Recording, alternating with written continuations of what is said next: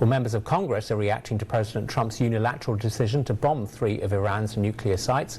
We're seeing responses range from high praise to calls for impeachment, and not all lawmakers are falling in line with their parties. National correspondent Atra El-Nashar reports from Capitol Hill. President Trump calling Iran's foiled attempt to strike Al Udeid Air Base in Qatar a very weak response to the U.S. strikes on 3 Iranian nuclear sites. The president also making clear he expects this to be the end of the violence, not only between the United States and Iran, but throughout the region. In a Truth Social post Monday afternoon, the president says, "I am pleased to report that no Americans were harmed and hardly any damage was done. Most importantly, they've gotten it all out of their system, and there will hopefully be no further hate. I want to thank Iran for giving us early notice, which made it possible for no lives to be lost and nobody to be injured. Perhaps Iran can now proceed to peace and harmony in the region, and I will enthusiastically encourage Israel to do the same."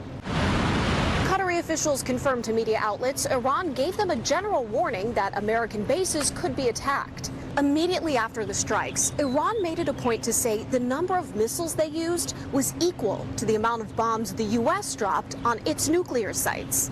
This is widely being interpreted as a symbolic move, a sign that Iran may be ready to de-escalate hostilities with the United States. What we are seeing is calculation on behalf of the Iranians to say, okay, we've responded to the United States attack from this past weekend. Now we need to look for the off-ramp where we can work our way to the negotiating table. There are some 40,000 American troops stationed throughout the Middle East. Bases across the region have been preparing for an escalation in hostilities and potentially incoming fire.